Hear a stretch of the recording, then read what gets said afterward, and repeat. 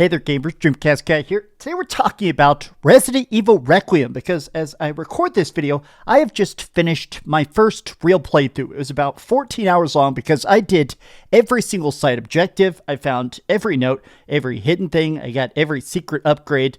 The game is a masterpiece, but I want to talk about it much deeper than a lot of the other reviewers are. I noticed that a lot of people basically just put gameplay of the early sections. Now, this video is still going to be completely spoiler-free, but in order to properly dissect it, to understand it, to critique it, I want to show you more than just that really, really good starting area and kind of explain why I feel like this game is so spectacular, and I almost feel like it's the end of the old generation of Resident Evil. But let me explain. Hi, hope you're having a great day. If you could please give this video a like and subscribe if you haven't already. Now, before anything else, I do want to say that this is actually all recorded on the PlayStation 5 Pro, and this might actually be the best PS5 Pro graphics ever. I mean, straight up, full ray tracing, solid 60 FPS. It just absolutely looks insane. From every reflection to every puddle to every gory splash of gore, this game is utterly gorgeous. But what really makes Requiem so interesting is that it's very much two separate games in one. And I feel like people say that sometimes, but this really is two incredibly different games. There's two protagonists, the classic hero, which of course is Leon Kennedy, and a new person named Grace Ashcroft. Now, Grace is an FBI agent who's essentially captured and taken to a series of very crazy labs that she has to try and sneak, fight, and kill her way out of. But at the same time, Leon Kennedy, he's trying to find Grace. He's trying to track her down and stop whatever evil machinations are basically entrapping her. But what's cool is that they play completely different. Their stories are completely different in tone. They have different support teams, and they even have different upgrade systems. It's wild. Literally, straight up, these are so different. You play through it as like one solid story. Legitimately, it feels like two separate games just beautifully intermixed. So I'm going to talk about this as two separate chunks. Let's talk first about Grace and her different missions, right? Now, when Grace first wakes up, the big bad of the game, he's introduced right at the start with just a simple conversation. It's a dude who straight up looks like a zombie. And what's funny is that this isn't some experiment gone wrong. His name is Victor Gideon.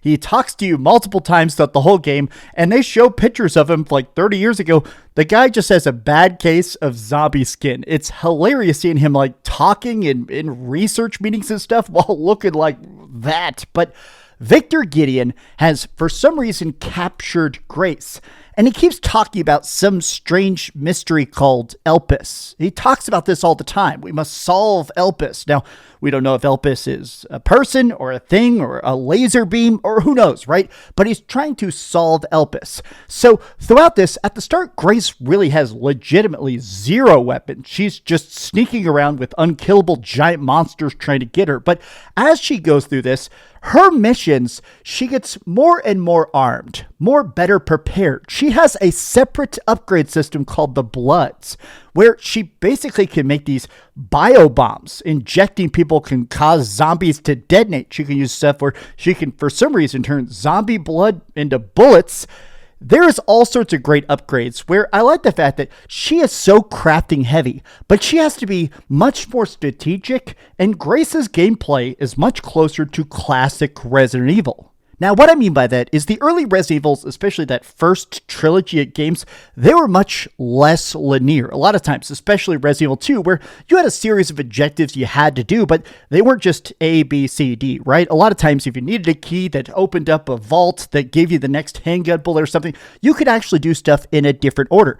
And that's the way that Grace's gameplay works. They'll give you like a huge, giant lab to explore and just say, figure it out. And piece by piece, brick by brick, every puzzle in this game feels so incredibly fun. These are legitimately the most fun Resident Evil puzzles by a mile. But it's more than that. I like the fact that as you're exploring, one of the things that Grace encounters that is so new to this series is that these zombies aren't completely mindless. Instead, they're sort of trapped in this weird mix where they're like 90% zombie, still alive. So a janitor may still be mopping. A butler may still be trying to shut off the light switches to keep the power bill down. Some people actually, even the zombies, will apologize or beg you to run because they still inside of there don't want to kill you. And I think this creates an interesting effect because every single zombie is a unique character model with their own behaviors, their own attack patterns, their own style. So because of it, Grace, as a detective, as a person in the FBI, she could almost out-strategize them. And this is very much like classic Resident Evil. You can't kill them all. There is not enough ammunition. There's not enough blood to craft enough ammunition. You cannot kill everybody. You have to skip way more fights. But this also creates this good, rewarding sense where a lot of times, even at boss fights, they'll like give you a bunch of bullets. After a boss fight, I liked the Grace section a lot because usually that's when I get a lot of the real heavy ammo and stuff. And then it felt good that for a while I could really mow zombies down for a bit. Her sense of character progression is so good, even as a new person being introduced to the Resident Evil universe. You know, we have had very few new characters in the Resident Evil canon, right? We get them here and there, and some of them have been fantastic. Like, obviously, Resident Evil 7, Resident Evil 8. Ethan Winters was great.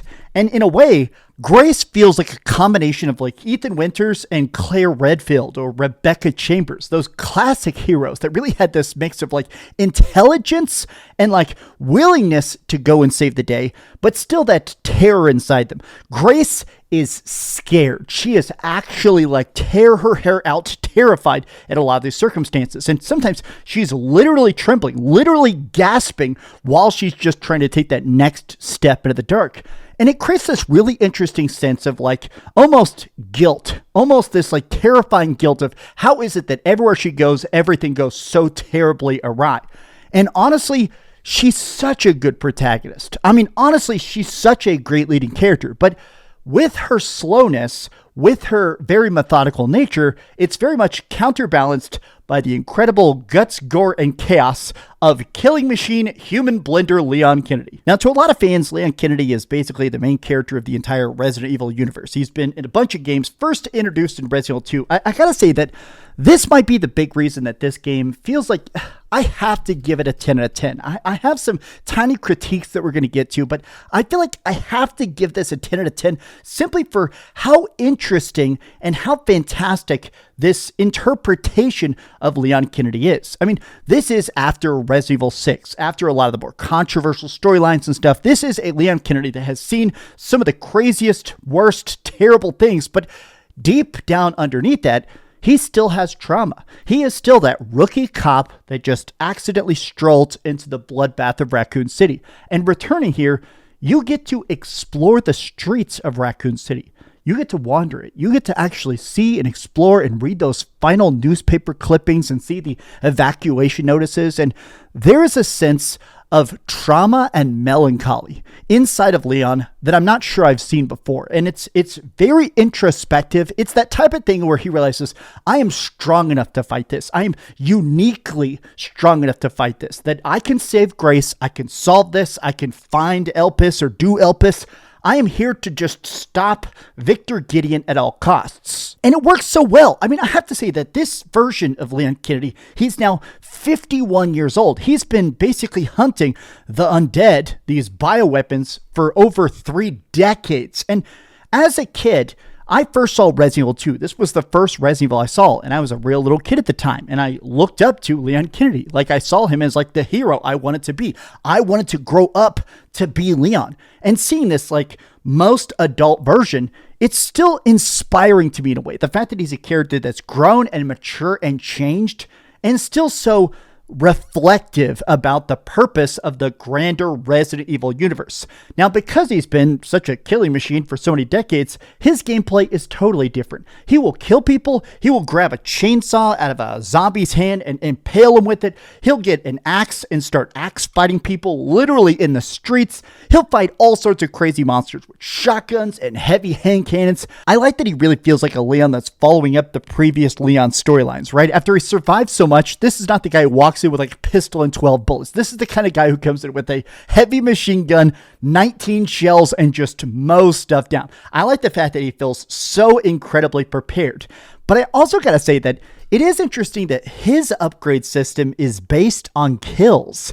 I don't want to get too into it because this actually doesn't even pop up in the game until really deep into it, surprisingly. Most of his stuff is just finding bullets. In fact, for the first 60% of the game, Leon killing people, they just drop bullets. Every monster you kill, even if it's a random doctor and stuff, they drop bullets. And it's very funny to me, but honestly, it just makes his action feel so much better. A lot of times, Grace will play through an area, and then Leon comes through the area afterward, and they'll go through a similar spot. You'll see all the puzzles that Grace solved and all the zombies she left behind, and just to mow down all the scraps. It's incredibly fun and kind of cathartic in a way after having to be so stealthy to come in and just chop stuff up.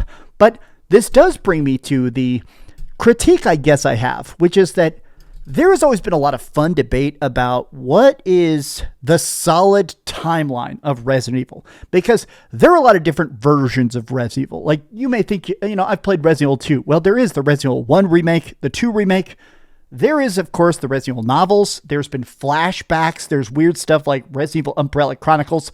This now officially declares that the singular canon timeline is the remake games, Resident Evil 1, 2, 3, and 4 remake. Now, I don't necessarily feel like I have a problem with that, but there's a lot of talk in this game about the curse of Umbrella, the Umbrella curse. So the whole big motivation behind this game, is sort of the reason that he signed up for this mission, that he's trying to find Grace, is that he has this virus or something. There's this black mold that's slowly covering his body and very likely is going to kill him. And it turns out that this is a strange change. Back in the day, only 4 people survived the original Raccoon City incident. And this number changed depending on games like Outbreak, File 1, File 2. But there was a lot of debate about how many people survived Raccoon City. And it always seemed like the number was basically between 4 and 8. It was always a very teeny tiny number. This now claims that maybe 20 people survived.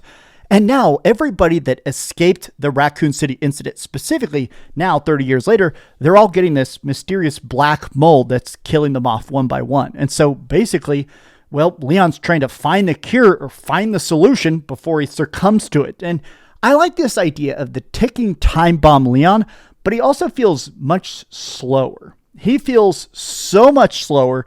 And I kind of like that in a way. He feels much more methodical, and he feels like that old man kind of might. I kind of didn't want him to be like that sprinting crazy Leon that we saw in Resident Evil 4 remake, because as fun as that is, this is a different era. I like that he feels more murderous, more psycho in some ways, and a lot of times better at his job. My tiny problem with this idea of a canonized timeline, though, is that there's tons of notes and stuff that reference the different Resident Evil games. Resident Evil 9 is filled with Easter eggs, homages, and callbacks, and a lot of stuff that very much feels like more than just fan service. It feels like an interesting reward for being so into Resident Evil, but I do have the tiny gripe that there are certain things about this game that I just feel like don't quite feel real. There's certain things they've decided to do with this new canonized timeline of the events and stuff that are a bit unconnected to the rest of the Resident Evil stuff. I still don't quite have a problem with it. I think it all works, but there's some stuff that genuinely, when I read it or when I saw it, I literally raised my eyebrows and went, oh, we're doing that. I did not think we were going to do that. Oh, okay.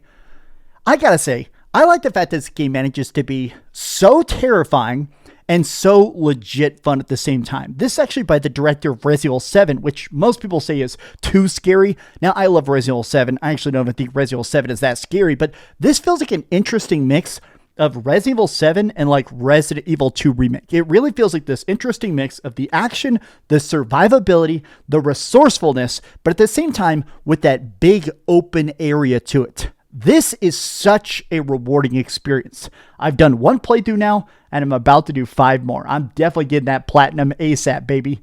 Thank you so much for watching, gamers. Okay, so we've heard some good and some bad, but let's go to the ratings board and put a big number on it.